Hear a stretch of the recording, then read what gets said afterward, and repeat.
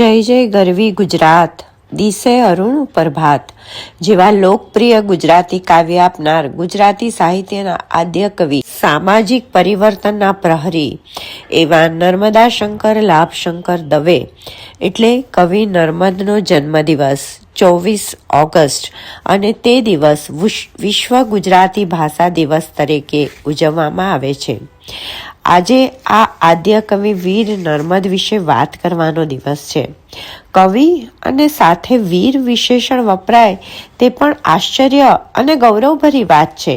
શા માટે વીર? તે માટે આપણે નર્મદની આત્મકથા મારી હકીકત વાંચવી પડે. શરૂઆતમાં જ પહેલું વાક્ય કવિ લખે છે, આ હકીકતમાં જે લખવાનું ઘટતું નહીં જ વિચારું તે તો નહીં જ લખું, પણ જે હું લખીશ તે તો મારી જાણ પ્રમાણે સાચે સાચું જ લખીશ. પછી તે મારું સારું સારું હો કે નરસું હો, લોકને પસંદ પડો કે ન પડો. આ વાત જ તેમની મગરૂરી બતાવે છે. બધું બધાને પસંદ પડે એવા વિચારો લખવાનો કોઈ અર્થ જ નથી. તમે શું માનો છો તેનો કોઈ મતલબ જ નથી. આઈ ડોન્ટ કેર, આ જ તેમની વીરતા છે. જ્યારે એમની કવિતા યા હોમ કરીને પડો ફતેહ છે આગેની વાત કરીએ ત્યારે આ કવિતામાં ગવાતી સાહસ પ્રીતિ આપણને સ્પર્શી જાય છે. પરંતુ કવિ અહીં સાહસ પહેલા જરૂરી એવી એક બીજી અગત્યની વાત પણ કરે છે, આળસની. કાલે કરીશું, આજે મૂડ નથી, કામ કરવાનો સમય નથી જેવા બહાના બતાવતા બહાદુરોને સંબોધીને નર્મદ કહે છે, કેટલાક કર્મો વિશે ઢીલ નવ ચાલે. નર્મદ એ અર્વાચીન કવિઓના આદ્ય ગણાય છે. તેમનું ચિંતન જોઈશું તો લાગે કે તેઓ તો આધુનિકોમાં પણ આધુનિક છે. આ જ કવિતામાં કવિ અર્જુન, પરશુરામ, ઇન્દ્રજીત, વિક્રમાદિત્ય જેવા આપણા ઐતિહાસિક મર્દ પરાક્રમીઓને તો યાદ કરીને સાહસ કરવા માટે નવી પેઢીને પ્રેરણા આપે જ છે. પરંતુ અહીંયા કવિનું દર્શન માત્ર ગુજરાત કે ભારત પૂરતું નથી. તેઓ Columbus, Napoleon, Luther King, Scott અને સિકંદરની વાતો પણ કાવ્યમાં કરે છે. આજે કોઈને ગ્લોબલ સ્ટાર્ટઅપ વિકસાવવું હોય તો ઇલોન મસ્ક કે માર્ક ઝકરબર્ગ જેવાના ઉદાહરણો જોઈએ જ છે. એવી જ વાત નર્મદે સદીઓ પહેલા આ કવિતામાં કરેલી છે. નર્મદે જ્ઞાતિના બંધનો તોડીને પાખંડ સામે પણ અવાજ ઉઠાવ્યો છે. 1922માં નર્મદ એલ્ફિન્સ્ટન કોલેજમાં ભણવા ગયા ત્યારે તે પાશ્ચાત્ય સંસ્કૃતિથી મુગ્ધ બની ગયા હતા.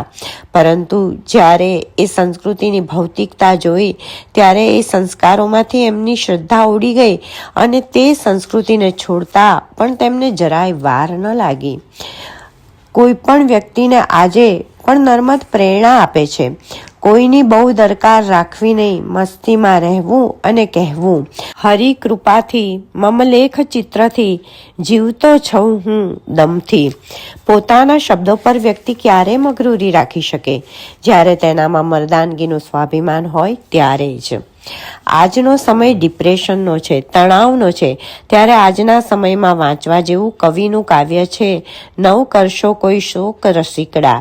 પોતાના મૃત્યુ માટે અવસાન સંદેશ કાવ્યમાં કવિએ આ લખ્યું હતું. ત્યારે તેના જવાબમાં કવિ સુંદરમે પણ અતિ સુંદર કાવ્ય રચ્યું હતું. તે કાવ્યમાં કવિ સુંદરમ નર્મદને ઉદ્દેશીને લખે છે, ગગનચુંબી કીર્તિના પ્રાસાદો પણ તારા માટે ઓછા છે. આંખને તૃપ્ત કરતા ગ્રંથો અને પથ્થરોના પૂતળાઓ પણ તારા સ્મારક માટે ઓછા છે. રે તારી જિંદગીની રસ, બળ અને દર્દથી નીતરતી કથા એ જ તારું સ્મારક છે અને તે બાવલું જન જનના હૃદયમાં હંમેશને માટે અંકાયેલું છે. આજે જ્યારે નર્મદનો જન્મદિવસ છે ત્યારે મર્દાનગીનું સ્વાભિમાન તેમની કવિતા દ્વારા આપણે અનુભવીએ. કવિ કહે છે કે અમારા 3 ગુણ એવા છે કે જે દુશ્મનને પણ ગુણગાન કરવા પડશે. વીર સત્યને રસિક ટેકીપણું અરીપણ ગાશે દિલથી.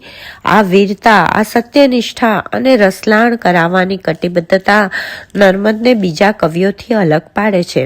કદાચ એ સુધારાનો યુગ હતો. કવિ પોતે પણ એક ક્રાંતિકારી વિચારો સાથે અનોખું નેતૃત્વ આપી રહ્યા હતા. એવા નવયુગના પ્રહરી માટે શું કહેવું?